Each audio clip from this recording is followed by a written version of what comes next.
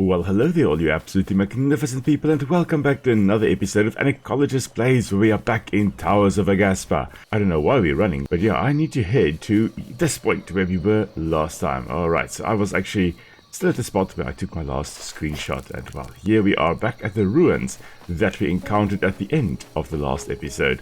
Of course, today we'll be talking about a whole bunch of different ecology stuff that we encounter in the game, as always. And, oh, hello there. Let's just get our bow out, and of course we'll be killing and be killed by a whole bunch of withered Razzies and Razliths. No, you're not being very nice there we go, okay. Of course, as always, if you have any questions, please do pop it down in the comments below, and I'll be happy to answer as best I can. Questions about anything we encounter, anything you want to know about nature, the game, what have you, I will be happy to answer. Now, last time, after I ended, I did see something interesting in this area with the wrecks, but now I can't recall where that was. I think it was coming up, I believe. There's a shipwreck area coming up right over there. Ah, but two things. That's a new creature. That is a new creature. It's a Tasche. A Tasche. Ah, that's cute. Okay, so we are going to have to look at the Tasche now. There's also a cactus.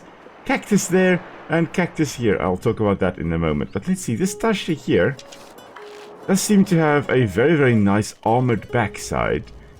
Kind of horns, so that means it's either for adornments, of course, or to fight with other individuals. If it's present in both sexes, it most likely is for defense. If it is present only in males, then it most likely is to fight rivals or potentially to attract females. Also does appear to have flippers in the front there, which means that this is most likely some kind of, at least semi... It even had a penguin call. So this is most likely a semi-aquatic creature here. So those flippers there, better than arms to actually swim through the water, which is a perfect adaptation. You see that in penguins, of course, as well. It does also seem to have, yeah, it does have like a moustache in front there.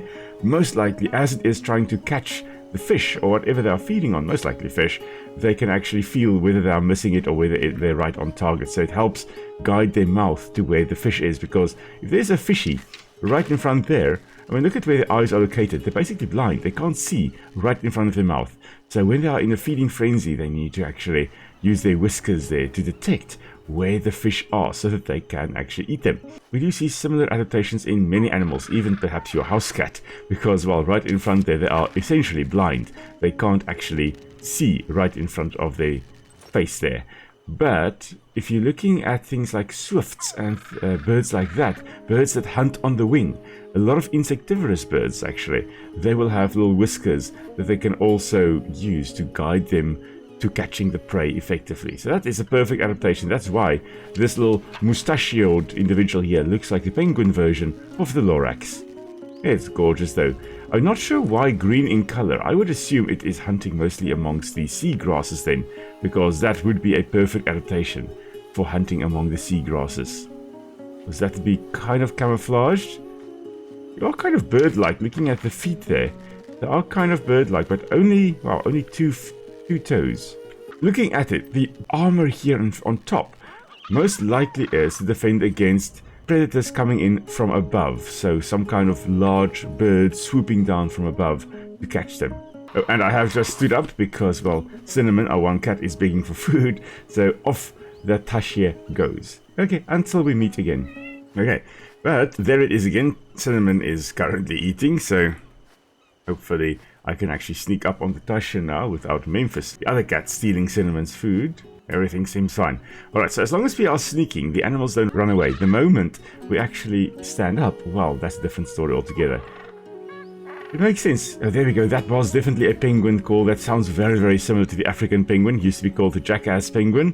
They are critically endangered now, and they are really, really going extinct at a tremendous rate due to overfishing, especially around the breeding colonies, because they need to travel further and further and further afield to get food to bring back to the babies, leaving the nests and basically the babies vulnerable to predators, and a whole bunch of bad things have happened. Now that's on top of, in the past, harvesting of the guano, basically the poop of the penguins and other seabirds overall, because those penguins need to breed in guano deposits because it's nice and sturdy. They can dig their tunnels into that. It won't collapse. In the sand, the tunnels actually collapse.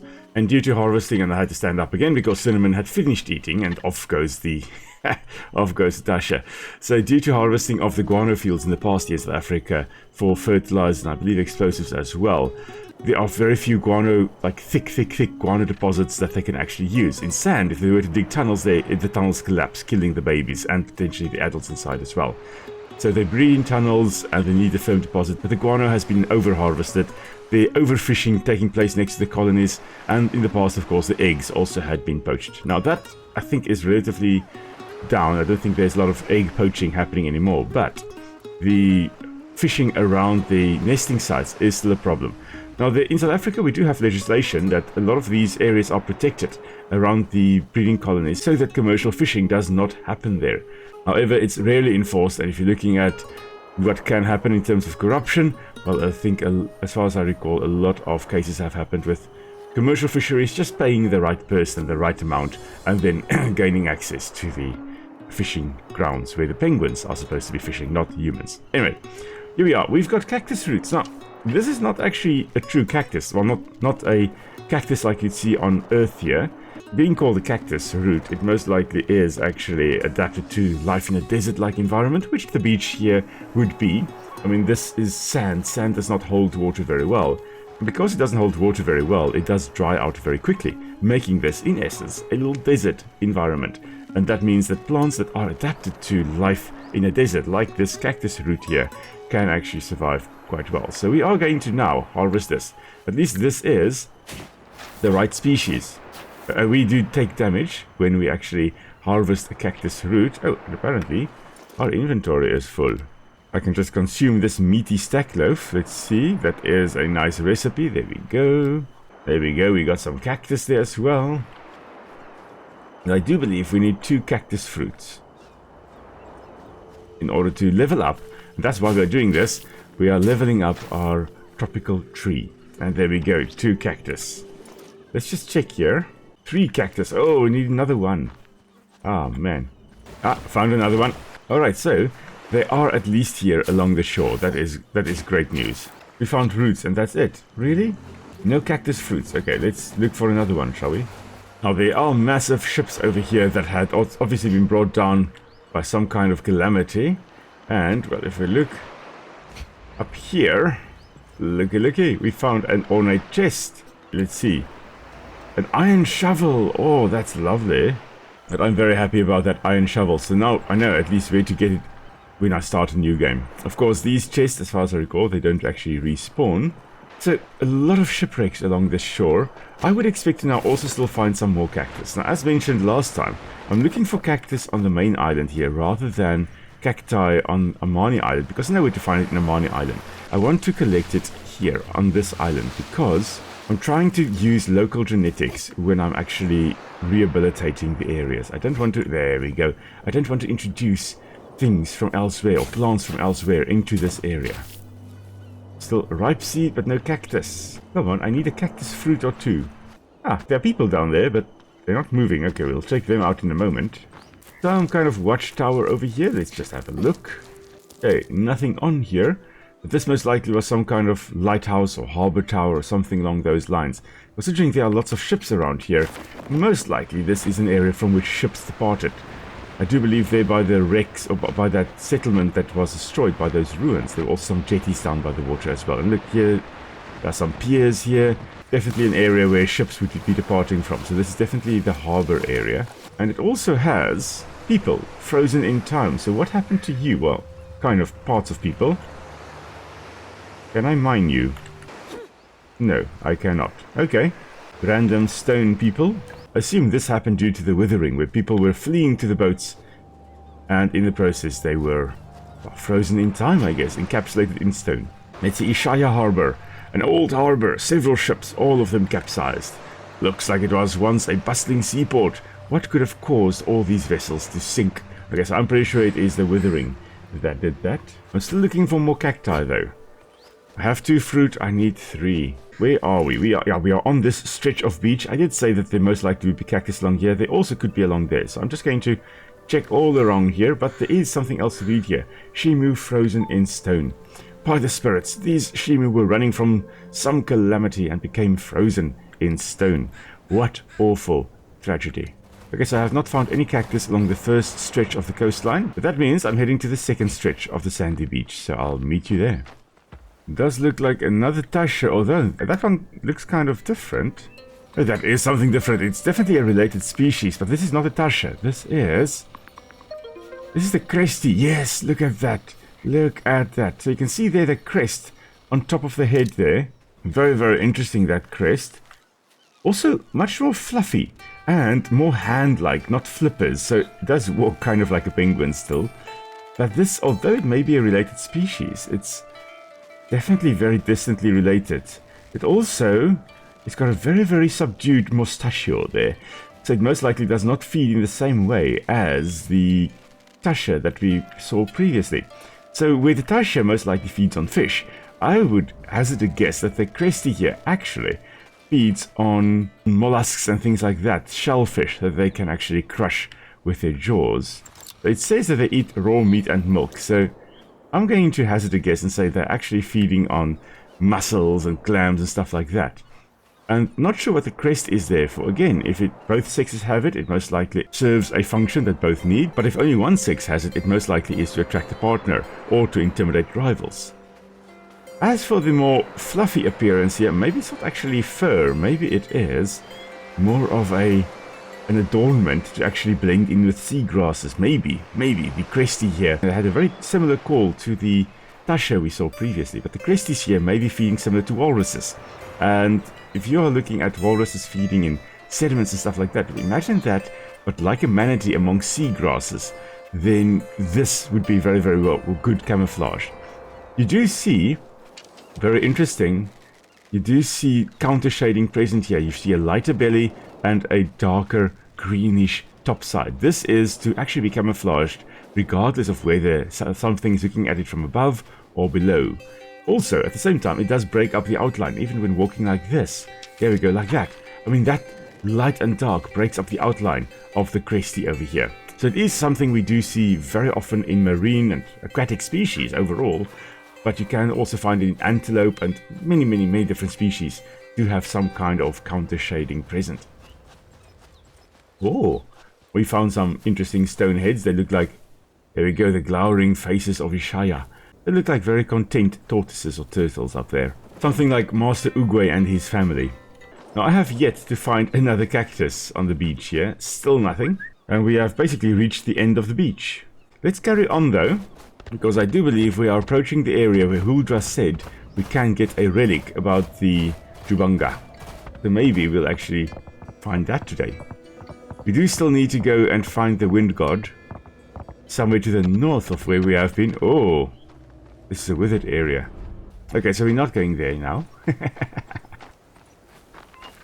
Another Cresti. You're quite far away from the water, aren't you? So definitely less waterbound than the Tasche we saw previously. A few minutes later. Oh, we are back at the museum. Okay, so we're back at Midhaven at the moment. It seems all roads lead to Midhaven. Okay, so I've not been able to find enough cactus. That is a shame.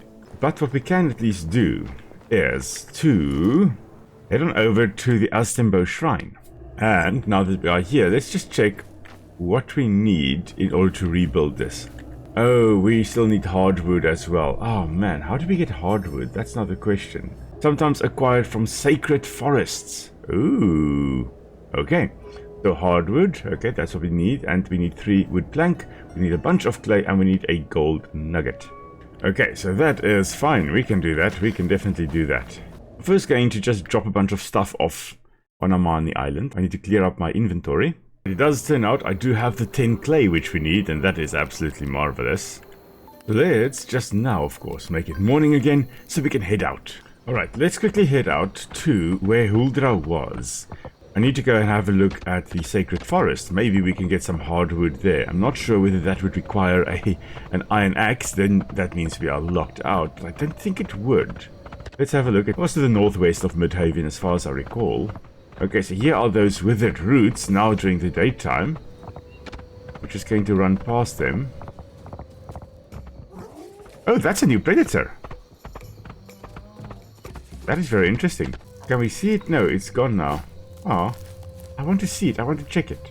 There it is. Oh, it looks kind of like... Oh, this is very interesting. What are you? I don't know what you are, but, you know, stop doing this. It would be great if you didn't attack me, you know? Nope, this is a little bit too dangerous for me. You can't attack me here. Come on, come on. Come closer. Okay, here we go. Finally got a name, and it's a Swampjaw. Interesting. Very, very aggressive. Very, very fast. I thought, you know, it looks kind of like a mix between a lion and a hyena. Hyena sloping back. The lion's general appearance, for me at least. Big ears, though, so more like a hare than any of those. Very, very good hearing, most likely, and I guess also very, very good eyesight. So that'll be how they detect me. I think Huldra's Sacred Grove is over here, so we're actually very, very close. A Swampjaw. I love the diversity of animals we've got in this game, eh? And even though it may sometimes look like the Cresti and the Tasche, even though they may look very similar, they are from different areas, different habitats, and in essence, different species. You see, this looks like an area where you would expect to find, or I would expect to find, cacti. But doesn't appear to be the case. I thought this is where the Sacred Grove is, but it isn't. Much later. Well, I guess there is nothing for it. I simply cannot figure out where that Sacred Grove is. I am just missing it. There's no marker on the map either. I really thought it was over there. So you know what we're going to do is we're going to run over to Huldra, because I know Huldra is over there. I suspect that most likely is also in withered area, but let's have a look, shall we? If nothing else, we're going on a little adventure. Unless that is the location where the grove is. That could be. Yeah, that could actually be. Let's have a look. I know it was kind of the sneaky entrance into... There we go, in between the rocks. And... there we go. Okay, so that is... Oh, wow, what has happened? What has happened here, guys? This Sacred Grove has really grown. Okay, let's see, the forest curl. We got hardwood. That's awesome. We got more. Okay. You see this forest curl here really resembles sundew, which is an awesome carnivorous plant. We've got a bunch of them in South Africa, a bunch of different species. I have one growing next to our water feature as well. Oh, there's a forest trombone. That's an interesting name. Okay. But the sundews would actually be trapping insects using these sticky threads there. So they will have this stalk, and at the tip there, they produce a sticky mucilage, basically like slime, a sticky substance. And insects will think, okay, that's nectar, I can go and drink that. And they get trapped on that. And as they get trapped, the leaf then curls around. It gets triggered. Oh, forest blossom as well. Wow, we're getting interesting things here. And then as the insect struggles, they get more and more and more trapped. And then once the insect is completely trapped, the sundew would secrete a digestive enzyme, a bunch of digestive enzymes, and then they digest the insect. And they do this in order to get enough nitrogen and phosphorus, because in the soils where they live, there's very little nitrogen and phosphorus. So it's to get nutrients. It's not to survive, not to get energy. They can photosynthesize, they can do that, but in order to get enough nutrients to grow and produce proteins and stuff like that, well, for that, they will need nitrogen and phosphorus, and they need to catch insects to do that. This Sacred Grove has really, really grown. It's grown tremendously. How many hardwood do we have? We've got 7 thus far. I think we need 5, if I'm not mistaken. So we've got enough of that. This Sacred Grove is actually surprisingly close to Midhaven. Good to know that. I mean, Midhaven is it just on the rise there? Yeah, it's just on the rise up there. So in essence, basically directly north of Midhaven is where the Sacred Grove is. Oh, okay, so that's what happens. I was wondering what happens when you fall off a cliff. And, well, your Jingo Bee, your hairlope, decides, screw that, I'm not going to keep on running. And you get dropped off. And then get injured. Shingo B, are you alright? Sorry about that cliff jump. I do just want to quickly check because we need 3 wood planks. I've got 1 already. We need to make 2. What do I need for that? Oh, we need resin. Let's go grab that then, shall we? Okay, so I'm going to transfer 5. All I need, just 5. A few moments later. Oh, never mind. We've got a lot of wood planks. I collected 9 wood planks there. Ah, how did I miss that? I saw something pop up, but for some reason I thought it said that I collected 9 wood logs, not 9 wood planks. Okay, so we can actually go rebuild. We can do that. All we need is a gold nugget, and I believe that is what the gold vendor is there for. I'm just going to take all my gold dust and exchange that for a gold nugget. Oh my word. Okay, this is nice. This is very nice. Here I was thinking, okay, we're not going to have enough time to actually do this before I need to stop recording, but yeah, we'll be able to do this. Hello, are you? Yes, you are the gold vendor. I would like to exchange 5 gold dust for 1 gold nugget. Thank you. Okay, so let's just check. Have we got everything we need? We've got 10 clay. We've got more than 3 wood planks. We've got more than 5 hardwood. And we have got our 1 gold nugget. That means, yes indeed, we have everything. So let's go and restore that shrine, shall we? It'll be nice to remove the withered here. And turn it all in. And there goes the shrine. Yay! We can now make steel spears. Oh, stench arrows, all kinds of stuff.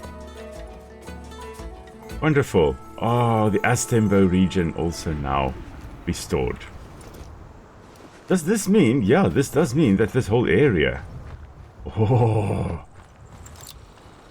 We still have our plumpet over here, so some of the same creatures still present. But I wonder whether there aren't any cacti around now, perhaps. Let's get our Shingo bee. Let's just have a look here. It is oh, there we go, that is a spawn point for withered Razzies as well. There's something strange over there. In that lake. Let's go have a look, shall we? Boing bye! There was a withered Razzie. And I just said not today. Not today. Oh, this is definitely like a big bone of a Jubanga. Possibly like the pelvis or so. Didn't really have a good look at the bone, but yeah, this is... Wow, this is a massive bone. I'm still looking for cacti though. So, there we go. Actually had a look. Remembered I can press H for tooltips. Cactus usually found in arid and coastal regions. The arid and coastal regions. Technically this whole area is kind of arid, but it's not quite arid enough. I want to go down by that beach. That shoreline, maybe, just maybe there's something over there. Although I somehow doubt it. This is the best chance I guess I have. No, this is like waterlogged. That's definitely not arid. Not arid at all. There are lots of these cotton arches that we can harvest to, of course, get cotton. Oh, lots of clay also deposited along here. That's marvelous. If one needs. And of course, still lots of limestone. Now, with these cotton arches, I mean, you can see the fluffy seed heads at the top here. So inside there, that's where you get the cotton from these plants at least. In the actual cotton plants, they are a member of the hibiscus family, believe it or not, in the Malvaceae. And they will have their little seeds in this fluffy little cotton ball that you then can harvest. But in this case, it does look like you need to actually open up the pod to get to the fluff inside. Now that fluff there is a way to disperse the seeds because, well, fluff is very, very light. So it can actually blow around in the wind. And the idea, oh, iron boulder, may as well go for that. And the idea then is that when wind blows, it will catch these cotton balls. And that will then let your seeds roll around somewhere else or go somewhere else. a long, not really a long distance dispersal, but a medium distance dispersal, depending on how light the cotton ball actually is. Okay, the quest is that we need to return to Ruslan, I see. So that was that survivor, the guy that survived on Aghasba despite the withering having happened. Oh, I see something interesting over there. First of all, chest. I love it. I love finding random chests. Let's see this. A recipe for spike shell boots. Oh, moderate offense. Well, that's marvelous. I'm going to get that recipe. But what I also saw is that over there. That looks like a spawn point for a whole bunch of more scary withered creatures. Now, I don't believe I am quite equipped to deal with them. Not at the moment, at least. My bow is about to break. I don't have enough arrows. Nothing of the sort. So I'd rather not risk it. Ooh, a desert glass chunk. Oh, desert glass. This most likely is where a lightning bolt hit the ground and turned the sand to glass in essence. So it's a very, very crude form of glass, but basically some high heat resulted in that glass formation. That is now, of course, where the iron shovel comes in. That is brilliant. What plants are these? These are very interesting. Aghasba blossoms. Aghasba fruits. Oh, and nectar. Oh. I sound like a kid that found things for the first time. It's like, oh, this and oh, that. I'm just going to remove this spawn point of the Razliths and Razzies. And, of course, the associated Razliths and Razzies as well. They must all be removed. And then I'll be able to talk about the Aghasba blossoms. Just need to remove these tumors. The tumors here basically being uncontrolled cell division. And it is helping this nest core to spread all over the place. That's at least how I assume it happens.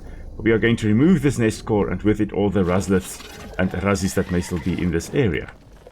Now, looking at this Aghasba blossom here. The fact that it's got a lot of nectar indicates that, well, they are trying to attract something that would be drinking nectar, of course, and that will then pollinate the flower. Now, my guess, because the flowers are closed, aren't they? Yeah, they look closed. They really aren't very open. So my guess is that they actually open at night.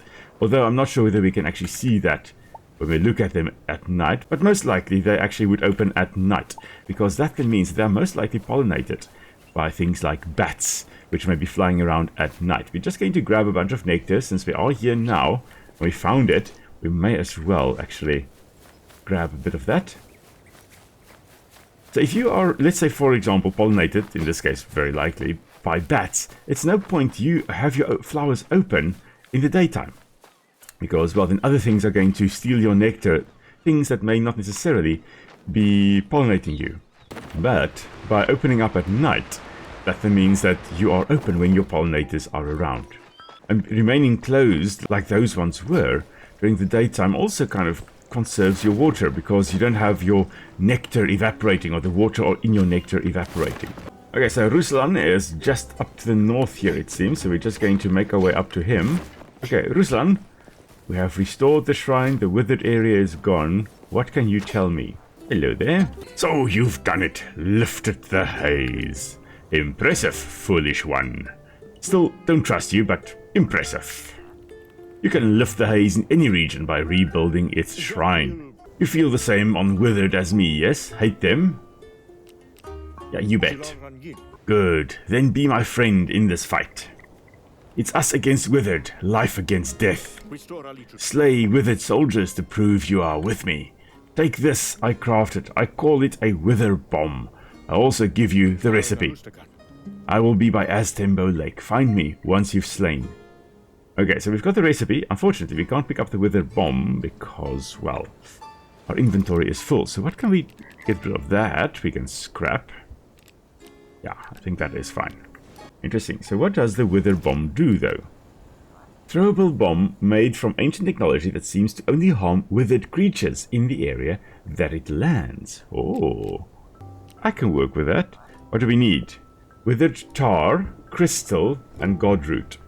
So that crystal may be the one problem. That may be the only draw or holdback. I do know where to find crystal. I do know there is at least one crystal very close to Midhaven, between Midhaven and the beach. So we can check whether we can perhaps harvest that. And here is another Swampjaw attacking the creatures in this area, so we're just going to avoid it. Oh, I do see another area with withered soldiers and so on as well. Not where we want to go. Where are we? Oh, okay, we do need to go past them. Okay, we are going past them then. We're just running. So there are some withered soldiers. There's one running around there. We need to kill 10, eh? Yeah, we need to kill 10. Another withered soldier over there as well. Okay. So there they are indeed. Now, Midhaven should be just around the corner here. Alright, but I must remember, if I want withered soldiers, I need to run around this road and I will find some. Ah, there we go. Crystal right here as well. What do we need? Yeah, we need a metal pickaxe.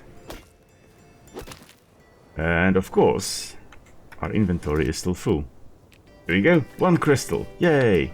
We can now officially make 1 bomb. But I think this is where I will need to call it a day, everybody, because, well, I've got to go do my things for the day. It is now 6 in the morning and I need to go do some stuff. So I hope you enjoyed this episode. I definitely had a lot of fun. We finally managed to clear the wither in the Aztembo region. We now have a nice little portal over there. The shrine is rebuilt. We now know what we need to do next. We need to go kill some withered soldiers over there. And I believe there are also some more along the shoreline. Somewhere I also saw. So I'll be doing that again next time. And hopefully next time we can also get some cactus fruit along the shoreline over here, so that we can actually upgrade our tropical ecosystem. Alright, if you have any questions, of course, do feel free to drop it down in the comments below. Nick and I will be back on Sunday to stream something interesting. So on Sunday, something is coming. So until next time, everybody, stay safe. We'll see you all soon. Cheers!